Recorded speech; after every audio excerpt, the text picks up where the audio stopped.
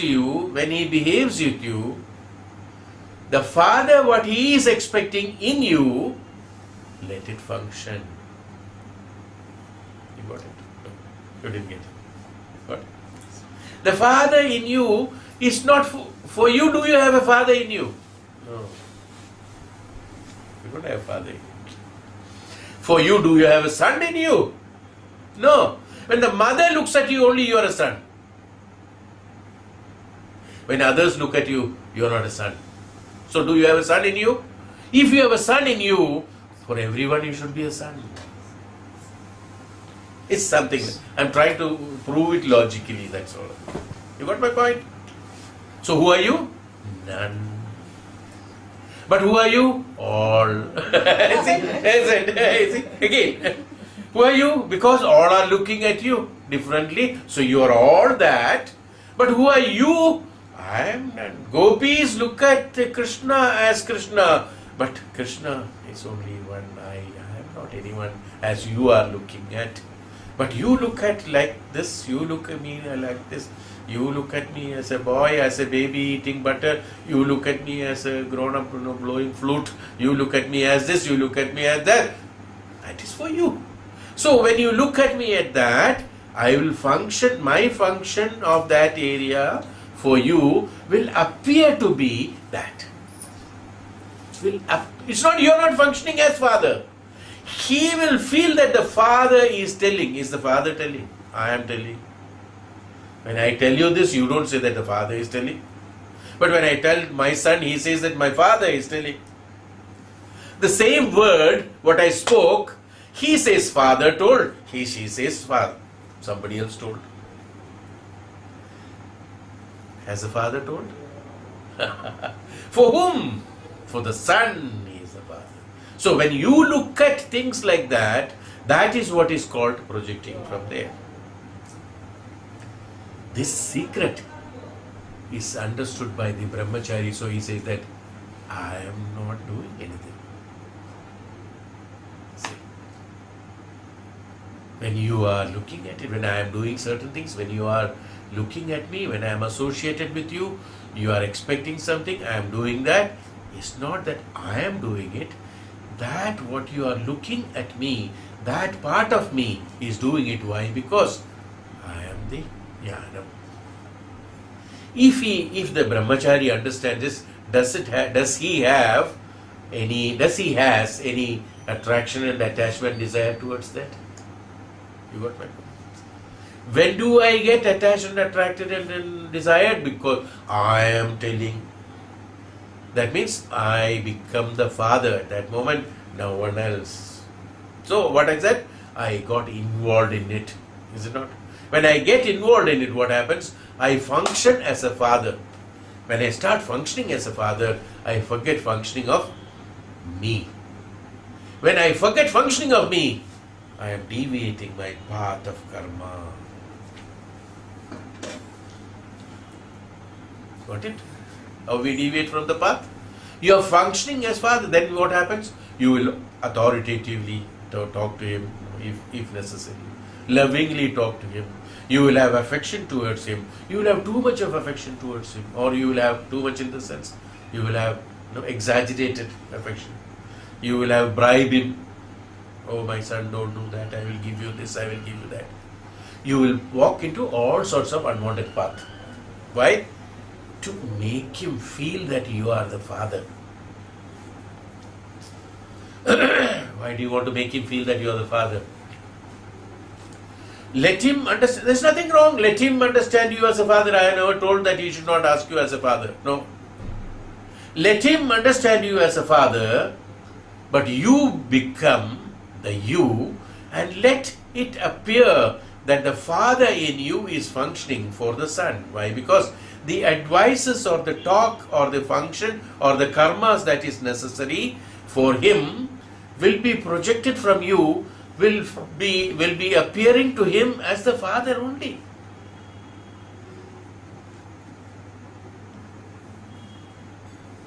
Suppose there are two boys.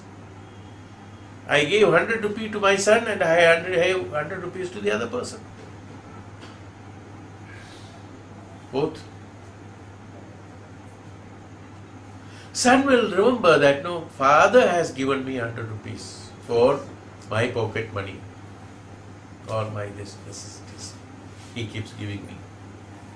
The other person will say that somebody has given me 100 rupees because he is closer and there is a responsibility, what we call it as a function in the society where a Jivatma is entrusted to you to take care by you till the time he is grown up to take care of himself. This Jivatma is entrusted to another Jivatma to take care of it. That's all. As I told you, is anybody has got any son, daughter? No. Do you remember I have spoken on that? Who is the son, daughter? Agni, Vayu, Jala, Panchabhutas and the Prana. And none of them have been created by you. None. But then, because for the purpose of existence of the world, Prakriti Niyama, that's why it is known as Prakriti Niyama. It's not God's Niyama. It is the Prakriti Niyama to keep the Prakriti alive, to keep the Maya of the Prakriti alive. You have an ownership of so and so, have an ownership. Actually, what is he? The same Panchabhuta as you are. Prana as you are. Same Atma as you are. His karma is different, my karma is different. How I become the father and son?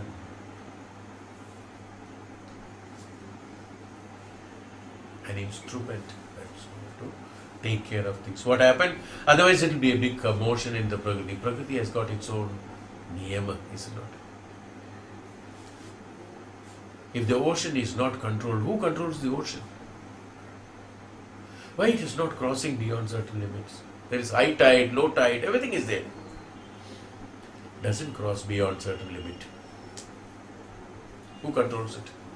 Prakriti niyama. Okay.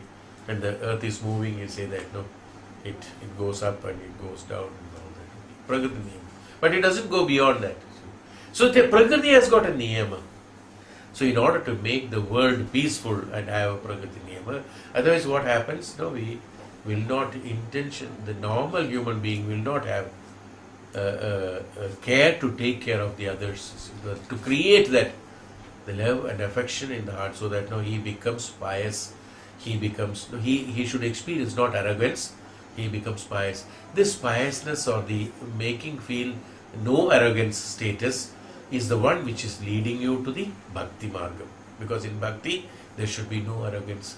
In Bhakti there should be no jealousy. In Bhakti there should be no hatred. In Bhakti there should be no anger. No, these things will not happen. So this has to be trained for a mind.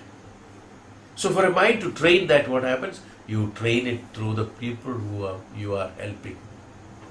You become, good, kind, karuna, daya, everything comes. Automatically what happens? Your mind is tuned to that. When the mind is tuned to that, automatically when you pray to the God also, it will be there. So to make your mind, that's what I said. No? So what happened? In this process, you are supposed to learn, that's called experimental experience. What is happening? Your mind becomes karuna, daya and things like that, and you learn it, so that what happens? You don't get attracted to it, attached to it. You have a pious nature of approaching it. That will be the nature which is required for the antaratma, for the mind to have, so that the mind's approach to the atma will also be pious.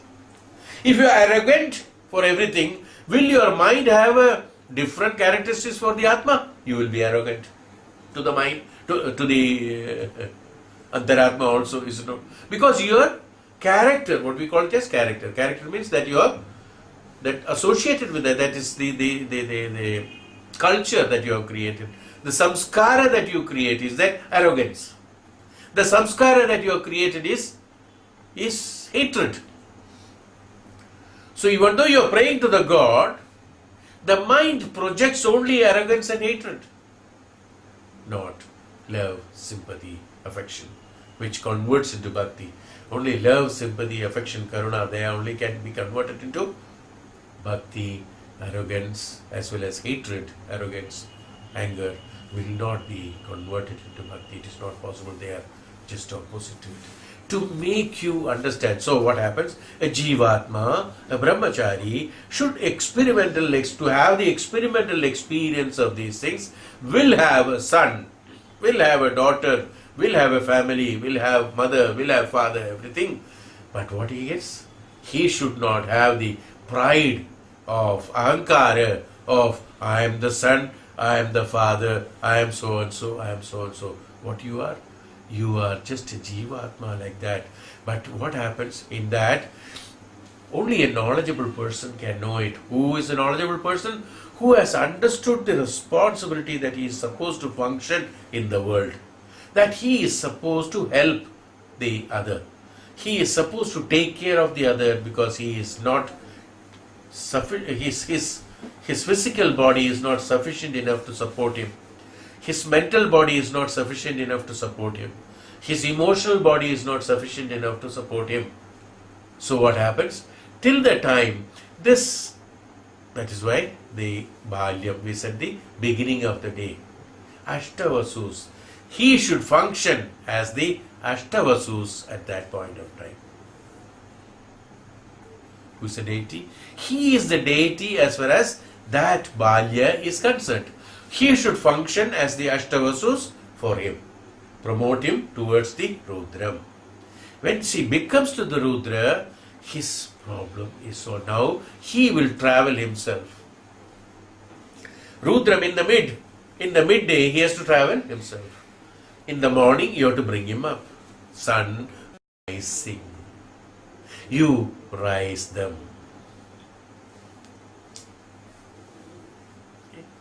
Once it is risen, it's in the peak. He is at the peak. Who sets? What is set? Set is that everything is set. After he experiences that Balya while raising up, as well as while walking through, his Sayam, his Sandhya, it becomes to the third Savana, which is going to the Adityas and the Vishwadevas. What my point? So who are you? You understood? None of you are this what you are thinking. When you think as a brahmachari, that means you are Brahma. For the purpose of the brahmacharyatvam, fulfillment of the experimental experience, attaining the experienced experience, you as a brahmachari, everyone is a brahmachari. You as a brahmachari, but only thing we are not functioning as a brahmachari, that's all. Everyone is a brahmachari. Everyone is functioning for attaining the Parabrahman only, so he is a brahmachari. Only thing, your brahmacharyatam is through wrong path. Another brahmacharyatam is the right path.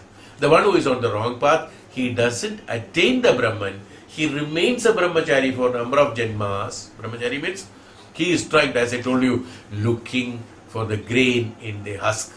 So, he's a brahmachari. Keeps on looking for the grain in the husk. People are telling, don't look there, you won't get anything. No, you are jealous of me.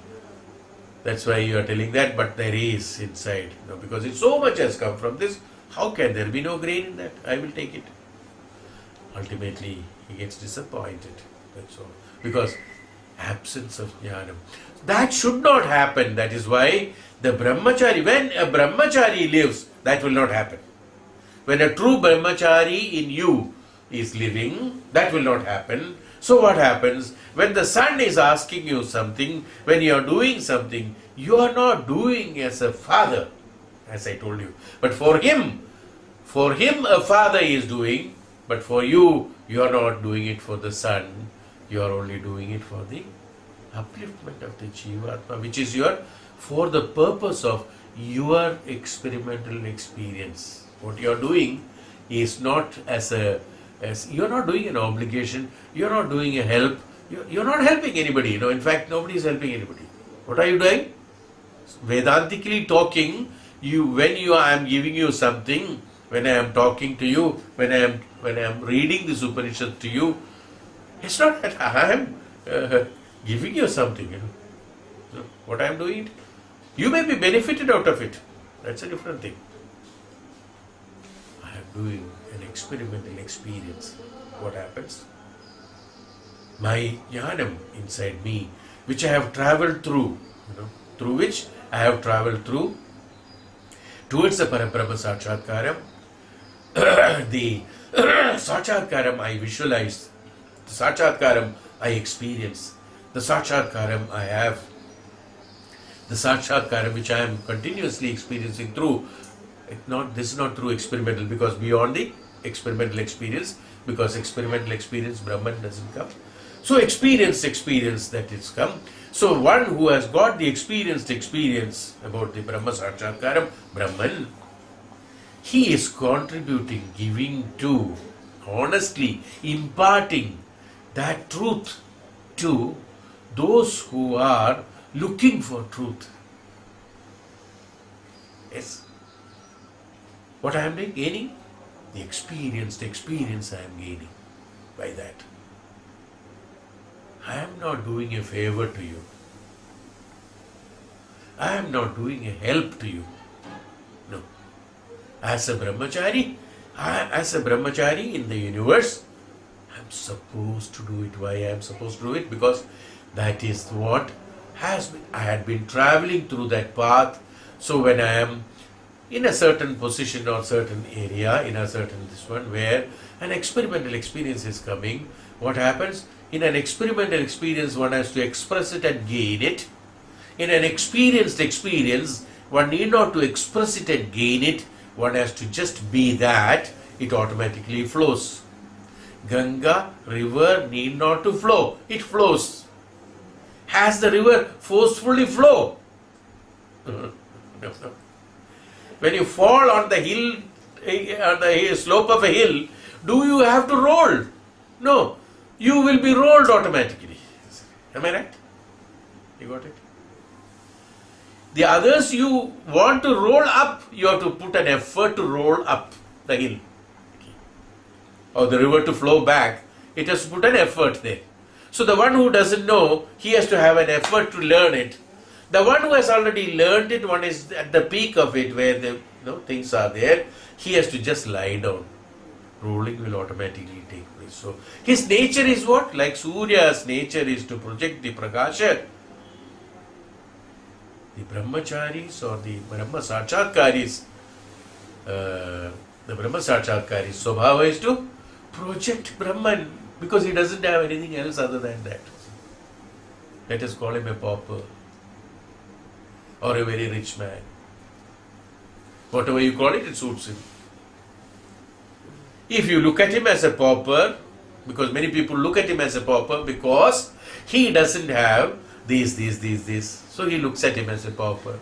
Other one, he looks at him as a very rich man because he has the most richest in him. So what happens? It is the onlooker who is an ignorant or who is a jnani. Onlooker who is a son, onlooker who is a mother, onlooker who is a father, onlooker who is a nephew. Is it not? Are you that? No. That is why I told the Father in you, let it function, but not you don't function. The mother in you, let it function, but you don't function as a mother.